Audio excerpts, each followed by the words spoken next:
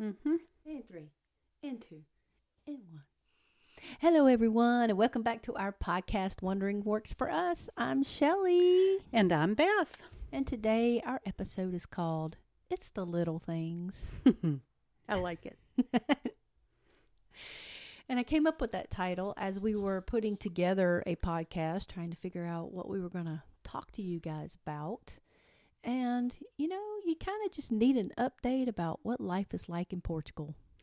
Yeah, and there's so many little stories that we talked about telling you, and they aren't really connected except that they're all about living in Portugal, but it wasn't like this big overarching topic. So we're going to give you a bunch of short stories, I guess. Short stories. Just remember, you can't ramble.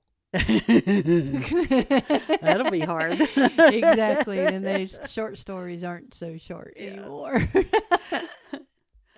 What are we going to start with? Well, it depends. Do you want to tell a story? Sure. So let's talk about one of the really, really nice ones, which is the kindness of people here.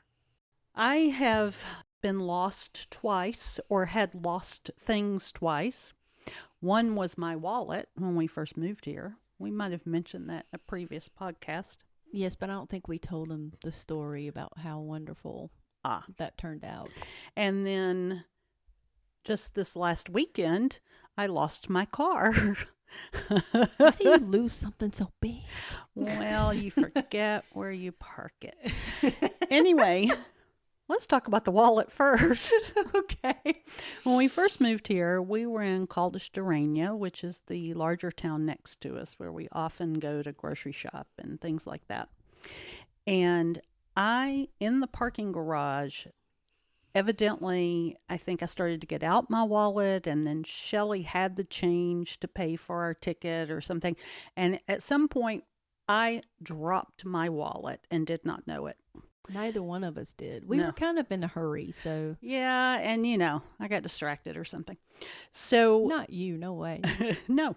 So we got home, and I went to get my wallet for something, I think. We were sitting at the cafe, and we may have been getting ready to pay for our food or whatever. And mine was realized, the wallet was gone. So by this time, it's after 5:00 during the day, and I called the garage. No. First, I called the store where we went before the garage, or while we were in the garage, and they answered the phone. They were still there, and they did not have it. Then I called the garage, and nobody answered. Because it's 5:00 and they went home. That's right. They're done. They were done.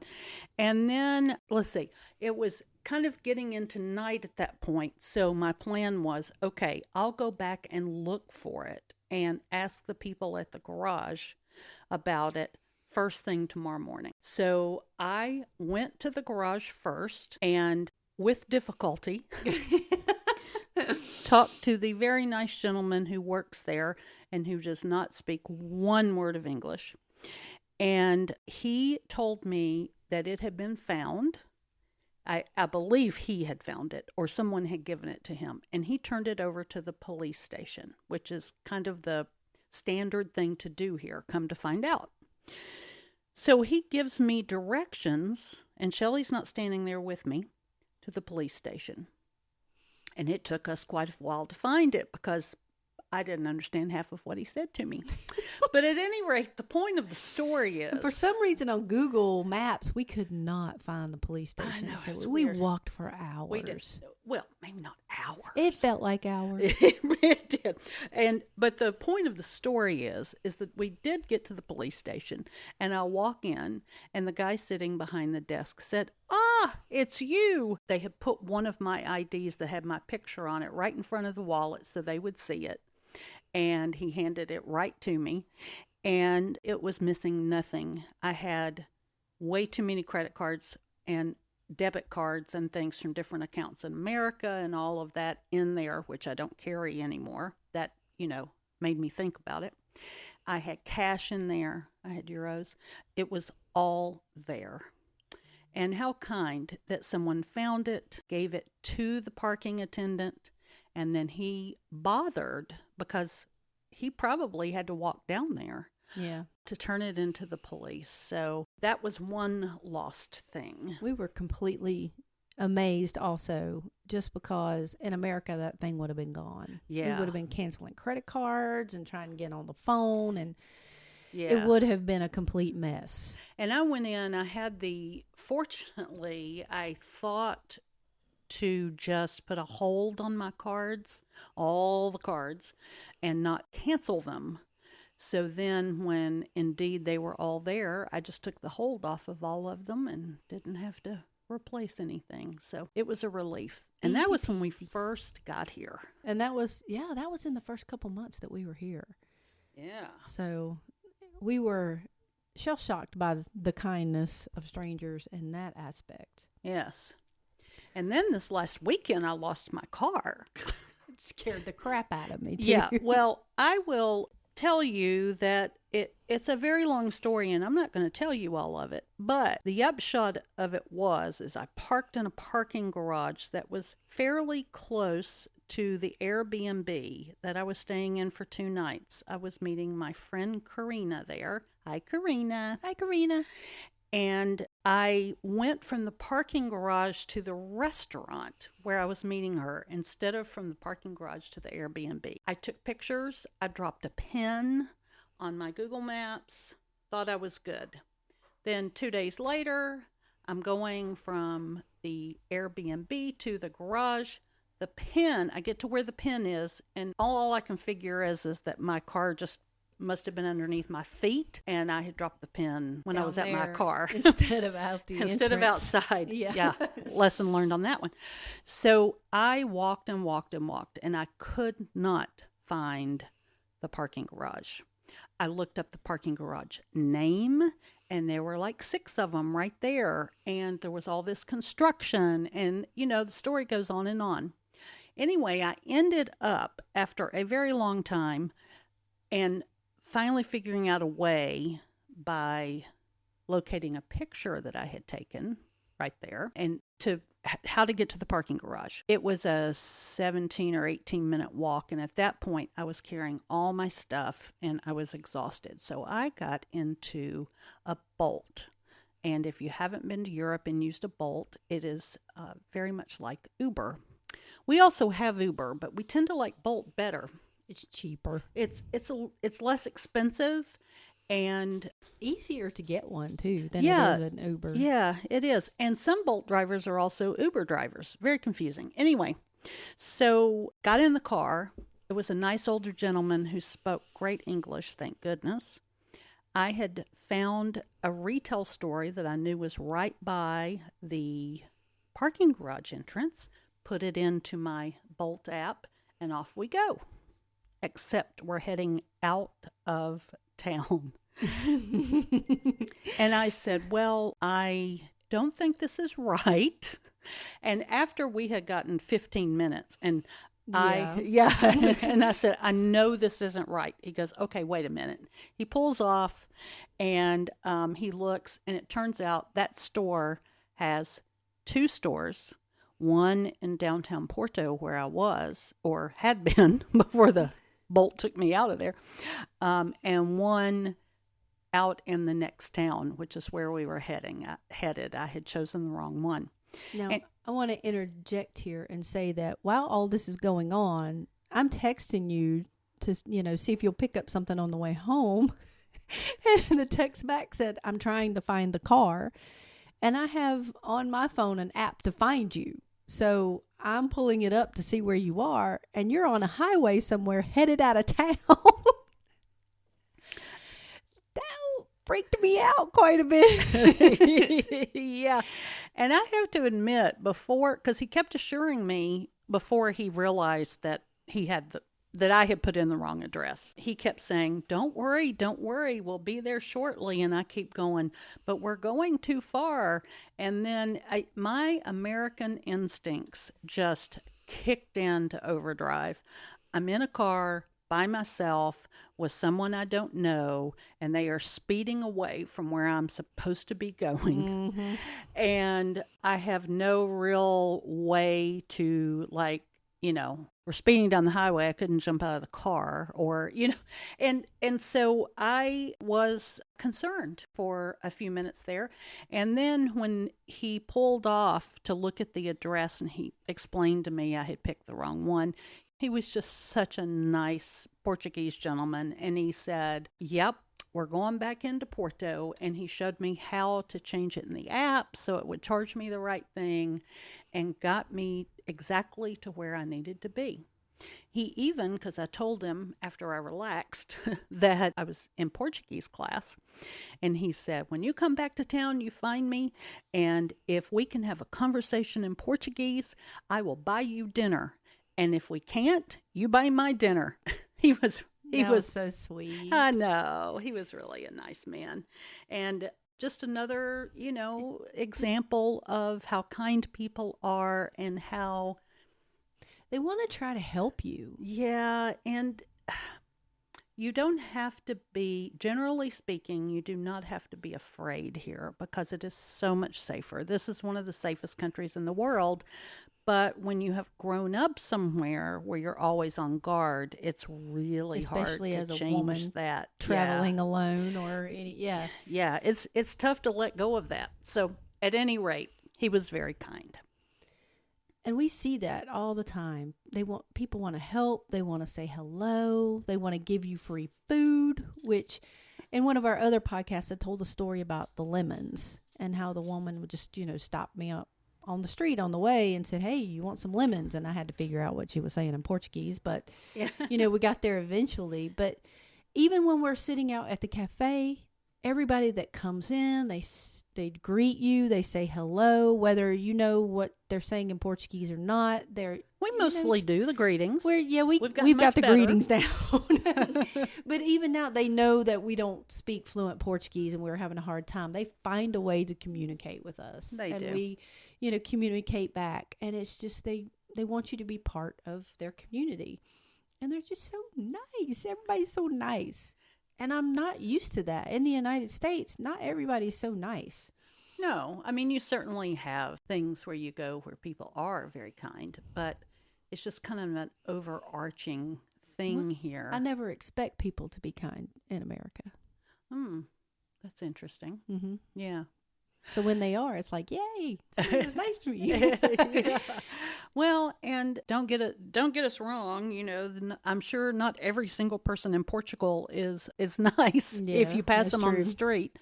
We certainly have experienced a lot of kindness here, a lot of warm welcome, and been in situations where in another place we might have it would not have turned out as well as it did. We're very safe, and that's very comforting. We were talking about these sort of, subtle differences that we see here in things. I don't know if we call them subtle now that I'm thinking about it. Because at first they're in your face. Differences, on how Portuguese people live in their daily lives, and then little things that are the same in our life in America or not. I don't know how to explain it, but let's go into, like, for example, when you're going to rent a house or you're going to buy a house and you're looking at all the things that come with the house, many of them aren't heated or have air conditioning. That is true for our apartment. We have no heating or air conditioning. No central air or anything. Now, all the windows open, all the doors open, and so we get a breeze through here. But I was worried about being warm, and I think you were worried about being cool, but we haven't had that problem, really. We haven't. We have been here a year, and almost in about 3 or 4 weeks. We've been here a year, and we have bought 2 small, just little desktop kind of fans, and we have 2 because one sits in the living room usually and one sits in our bedroom, and we run those just to sort of move the air around. Circulate the air when it's not windy. And then we have bought 1 little desktop heater, which we have used, I think, solely in the bedroom, and we'll turn it on when we first are going to bed just to kind of knock the chill off, if it's chilly in there. But then we turn it off because it gets too hot. And then we also have a dehumidifier, which is something you need in the winter in most places in Portugal because it is very wet. And everything is wet. Everything is wet. Not in a good way. And so we use the drying clothes function on that dehumidifier all the time to help dry our clothes. We have a rack that we put right by it inside during the winter when you can't dry your clothes outside because it's raining. And it really heats up our apartment. It does. Yeah, it really does. In fact, it gets too warm sometimes. Yeah. So something that I would have completely and utterly panicked over somewhere else. Well, I was a little panicked about it here. Not panicked. I was a little concerned about it here. How that was going to work out, because I don't think in my life I've ever lived without air conditioning or heat for that matter. And it's been fine. We don't need it. No. And most places are heated here by fireplaces. They are wood-burning fires. Everybody that we know heats their house that way. Now, in the Algarve, they do have air conditioning in a lot of the apartments and houses because it gets pretty hot down there. It does. Yeah, when we rented an Airbnb down there, it had air conditioning. And I think that's become more common in recent years. I don't think they used to. With all the tourists that are coming in, because even when we when we rented that place, and I think we told you guys this, we had the air conditioning on and we didn't like it. We ended up cutting it off a lot of times and opening the windows. We weren't used to it anymore. Yeah, we really like that fresh air breeze, and not the artificial. It feels really dry to use an air conditioner now. And there are places here where we live that do have air conditioning, but I think it's almost more because people expect it. And when they're building new, they'll put it in for new. They'll put it in for new. But a lot of the restaurants we'll go to in the summertime, they don't have air conditioning. Oh, no. That place is going to be warm. Yeah. And a lot of people sit outside, so it's not exactly that big of a deal. And stores are mostly not air conditioned. They're not air conditioned. The only places we've found that are reliably air conditioned are museums. Yes, but they got to be climate control. For climate control for the art. Yeah. That's the only place we have found that's just, almost always is air conditioned. Yep. And I assume heated in the winter as well. Yeah, well, the tile museum had little space heaters in the corners everywhere we went. Oh, yeah. They don't have central air running through there. Yeah, it was space heaters. Right. Because we'd go stand next to them when we were cold. Warm up a little. Yeah. So another difference that we've noticed, and boy, this one kind of hit us hard, was American television. We don't watch a lot of Portuguese television unless we're at the cafe and it's down low. And a lot of times it's a daytime TV show and soccer games. Mm-hmm. That's usually what they're playing. It's sort of like their Good Morning America. Yeah. And then they have an afternoon show that, talks about the hard hitting stories that, that are out there. But for most part, TV is very calm. And then when the commercials come on, they're advertising grocery stores and shopping in some cases and cars. Cars, yeah. So when we got here, we wanted to watch American football. And so we got a special box that would help us get some channels back in the United States. And so one of the first football games we watched and we had it on, we were overwhelmed by the amount of loud commercials. Yeah. So loud. They don't get louder here. No, they do not. I mean, I think that's an American trait, is to be so loud. And then there were prescription drugs. Couldn't think of the word. Prescription drug commercials and fast food commercials. Yes. So it's different what you get, blasted with here in Portugal versus what you get in America. Now, granted, fast food is not a thing here, really. No. There is a Burger King, there's a McDonald's, And I believe not in our town. We don't have any fast food in Yeah. our town. If you want fast food, you go to the cafe, and it takes them about 10 minutes to make you a toasty. Yeah. And that's the closest you're going to get. That's right. And you don't take it to go. You eat it right there. Well, some people take it to go, but still. But we have only been through a drive-through, and actually it was me picking up something for you. I had been in Caldas and was coming home, and I had what you call a ressaca. That's a new Portuguese word I learned. Yeah, go ahead. It means hangover. I was going to tell him to look it up. But I went through the McDonald's drive-through and got her something, and that is the only time in almost a year that I have been through a drive-through. Yep. And you kind of forget you haven't done some. I mean, it's not in your face, so you don't think about it. And when I went through that drive-through, I was like, oh my gosh, I haven't done this in so long. Yeah.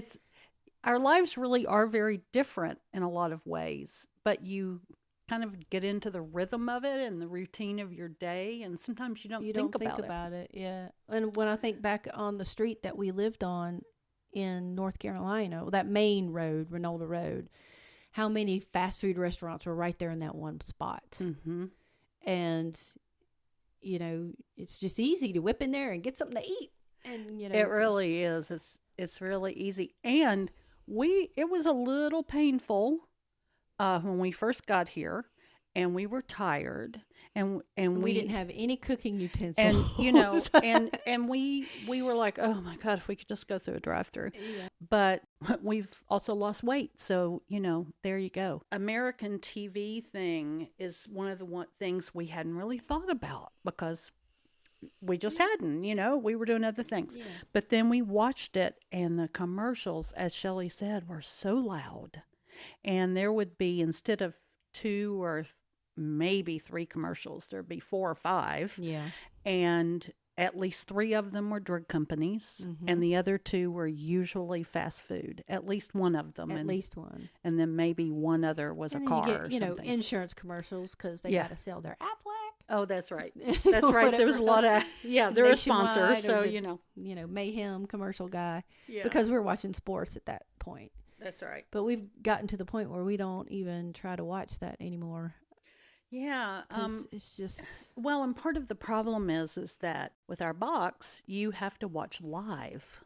You can't record it. You can't watch it when it is actually physically not on.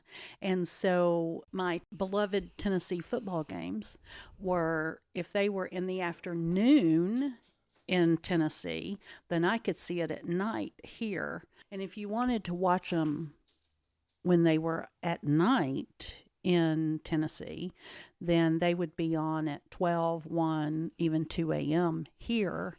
And we ain't staying up for that. I mean, if it were a huge game, I might, but generally speaking, we didn't. So we have not watched nearly as much as we thought we would. Yeah. All our TV is streaming now with Netflix and Amazon. We don't even watch live TV. And the only time we did in America was to watch sports. And now, we've gotten into European football, which is soccer, technically. Yes. And so now that's what we watch. And of course, they go a whole half without, stopping the clock. So there's no timeouts, there's no commercials. Right. Until halftime. And so it's much easier to watch, and it goes much faster, and you're just not blasted with all that stuff. Yeah. And we are, as a side note, really enjoying. Yes, we are. European football. It's kind of getting that groove. We are. We're understanding the rules better. I even watched rugby one day. I haven't. I mean, I've seen clips. I kind of sort of understand it, but yeah. Yeah. I don't really understand the rules, so. It's sort of like American football, but not. It was fun to watch. It really was. Meal times here are sort of sacred in a sense. People don't eat and run. Now, they'll drink coffee and run because they'll go into a cafe and order a coffee right there at the counter and drink it really fast and leave. Right. They don't take it to go. No. But it's an espresso. But it's still, and so within 5 minutes, they've drunk it and they've left. But if you're coming to a meal or going to sit, it's lunchtime or dinner time, people go and they sit and they plan to be there 1 to 2 hours. Even work days, you find workmen at restaurants and they are sitting and they're having beer or wine with their lunches, and they're going to be there for an hour and a half, whatever, it takes. And then they go back to work. Mm-hmm. But meals are sacred time to sit and enjoy each other and to talk to each other. It's not something you're trying to cram down your throat to go to the next thing. And I think that's really healthy and important. It is.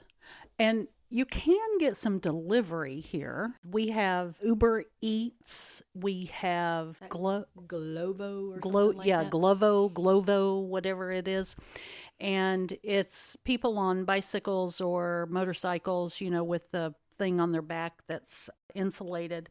And so you can get that kind of thing in the bigger cities. Yeah, it's much easier to get delivery in Lisbon than it is here. We do have a little local delivery place that we have ordered from some, and they've brought it to us. They service about 10 restaurants down the street from us, and we've done that a few times. Now, we can say down the street, but it's really 10 minutes into Peniche. So right. By the time it gets to us, it's not hot. Yeah, yeah. So it's, we've tried it. We don't do it very often. It is much better to just go to the restaurant and eat. Yes. It's just kind of the way things are here. So that's what we usually stop to do. Even when we stop to eat lunch, we're going to stop and eat lunch. Mm-hmm. We're not going to eat and keep doing whatever we were doing in the middle of it. That being said, we eat a lot of our meals at home. We do. We cook most nights. Yes. And we'll eat out maybe once a week, depending on if we have plans with other people. Mm-hmm. Or like Monday nights is Beth's night of dinner because I have a Portuguese class that night and my brain is fried by the time I get home. So she's in charge of dinner that night. So lately we've been going out for those. Yeah, so the translation, Beth in charge of dinner, is we're either ordering or we're going to a restaurant, or I have bought frozen pizzas or something. I do bake, but yes. Cooking is not my thing. But we, have a butcher and vegetable delivery, and we cook not every night, but at least 4 nights a week. Yeah. And then we eat the leftovers in between. Yeah, for lunch and stuff too. So we eat at home mostly. We do. The cafe culture we have written down here. And I think one of the things about the cafe culture that's so intriguing and wonderful for us is that it's also the place to gather to be social. Yes, it is a social event. Yes. And I think also that people take time to go for a coffee. Now, like I said, before, a lot of times it's only 5 minutes, but they can take a break in the middle of their day to go get a coffee instead of having to schedule it, next week. Because when we were in America, we were like, we're going to have coffee. Well, when can you do it? Can you do it Tuesday afternoon? Can you do it? Yeah. And here, I know people are like, let's go get a coffee. Right now? Yes, right now. Right now. We're going right now. Yeah. And I was in there this morning at the unholy hour of 7:30. That is earlier than we are usually out and about. I had to go get the car serviced, and so I had to leave early, and I hadn't been in there, well, maybe ever, that early, and I noticed it was pretty much the same as when we go later in the day or at night or afternoon for drinks or whatever it is. Everybody's coming in, they're saying bon dia, and it's just friendly, and you say hello to everyone. You sort of announce it to the room, really, Yeah, you walk in and you go, bon dia, and everybody says, bon dia. Bon dia. It's like, Norm. Yeah, exactly. Cheers. Exactly. You get that reference. So it's really just a lovely thing to go somewhere where where everyone knows your name, to keep going with the cheers thing. And everyone does drink coffee. I mean, there are people you see asking for tea, hot tea, but it is mostly coffee. You can get coffee with milk. You can get coffee with a non-dairy milk. Recently. That's pretty common here, which is lovely. And you can get, coffee without milk in espresso form or something sodas, not as, etc. And in the afternoon, we drink beer and wine. Yeah. And they have lovely pastries, and we just really enjoy our cafe culture. Now, the opposite of that, not the opposite, but because you go to the cafe for kind of everything, what we do miss and we enjoy going to when we travel somewhere where it's more common is a pub. A bar with you sit at the bar. Where you sit at the bar, or, it's the atmospheric dark wood, or, whatever. We do enjoy finding those when we travel. We have missed that a little bit, but not enough to No, not matter. enough to hurt us. Yeah, Nope. Not enough to matter. One of the things that we have found that's been rather different is we have an orange tree in the backyard. We've never lived in Florida or California, so we didn't know how citrus trees grew or what the deal is, and it has been lovely just watching the cycle of that. The blooms were coming out when we got here. It was finishing up its cycle of oranges. The oranges were really sweet. And then through the summer, we've watched the blooms turn into other oranges, and through the fall, they've been turning colors. And now we're back to the point where we're picking them off the tree and eating them again. And they're yummy. And they're so good, and there's so many. They're so yummy. Trying to give them away. Yeah, they are just wonderful. They start off as, of course, blooms, but then they were these tiny little round green hard things, and then we just watched them grow and grow. All of a sudden they looked kind of like limes, and then they got bigger and bigger, and then they've been turning orange. But it's been a progression the whole time that we have been here. I've enjoyed watching the cycle of things grow here. And we live in a rural area, so it's easy to see gardens and farmland where we are every day. And so even when I go out on the walks and I take the dogs out and we see somebody's garden and how fast it's growing and what they're growing. And then there's a great big field out beyond one of the roads, and I walk out there sometimes to watch to see what they've planted. And cabbage grows really fast here.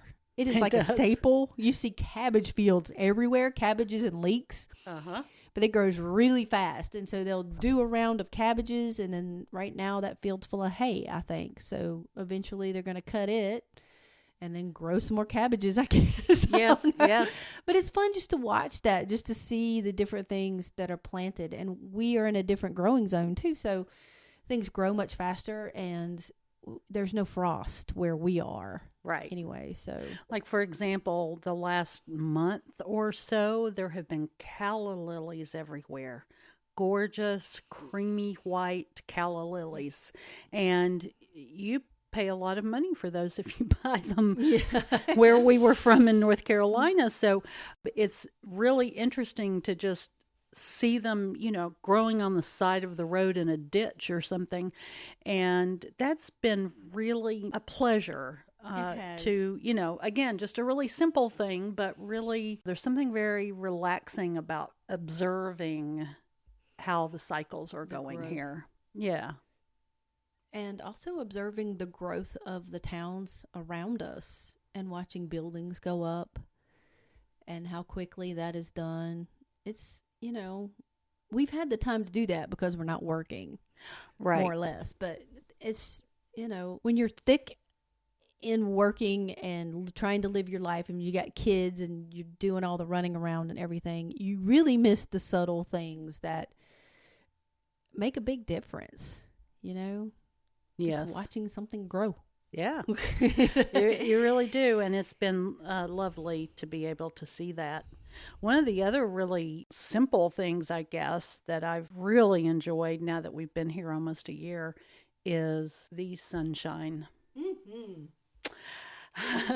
Sunshine's my favorite. We have 300 days of sunshine, and I hope we never take it for granted because it is just such a gift to be in so much sunshine. Now, we do have a rainy season that essentially sometime in October to sometime March or April. March, yeah.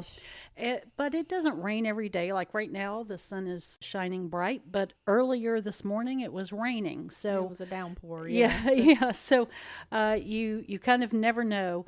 And it really changes from town to town because there's lots of mountains here. There's lots of valleys. There's lots of things, by the ocean, not by the ocean, that really affect weather. So, but it has been such a joy to have so much sunshine. Yes. Puts you in a way better mood. Telling you. Another simple thing that I think we've both really enjoyed and we've missed this winter, and we can't wait to get back to it when it warms up a little more. Now, when we say warm, it's really in the 50s here every day. Yeah. So, well, it's been in the 60s some days. It's relative, getting warmer, but it's being so close to the beach without living in a beach town. And we can, in 10 minutes, be in 4 or 5 different beaches. And we love taking our chairs and just going down for a couple of hours and just sitting on the beach and getting a little sun and hearing the waves. And, you don't have to make a whole day of it. You just, let's just go. Let's pop down to the, and again, a really simple thing, but we just really like going down and sitting, and it's just very relaxing. It is. And I have missed that myself. Yeah, I'll be glad when that's back, which will be sometime in April. It might be a little chilly on that beach in April, but we'll give it a shot.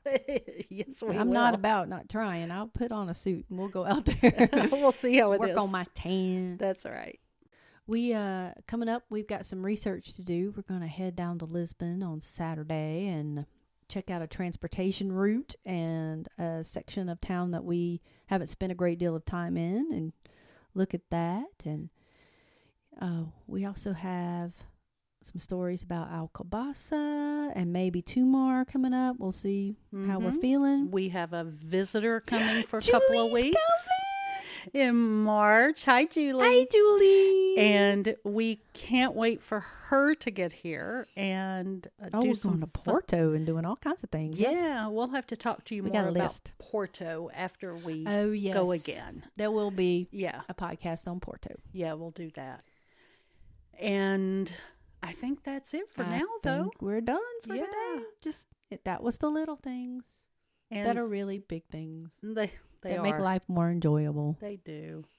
So everybody, make sure you subscribe and share us and go and follow us on all the social media sites. It really helps us. And tell all your friends about us. Yeah. All of them. Every single one, and please. Then stop people on the street and be like, do you know about Wondering Works for Us? That's right. Would you like to know? Yeah. When I was in Porto this last weekend, in fact, I made some new friends at a port tasting event that I was going to. And she's now listening to Wandering Works for Us. She's in Ireland. So we're branching out. We're branching out, people. So tell everybody about us because we're awesome. Maybe. We hope so. We love ourselves. It's okay. Anyway, all right. Well, that's enough for today. So I guess we will talk to you next time. And since it's a beautiful sunny afternoon here, I will end with Boa Tarde. Boa Tarde.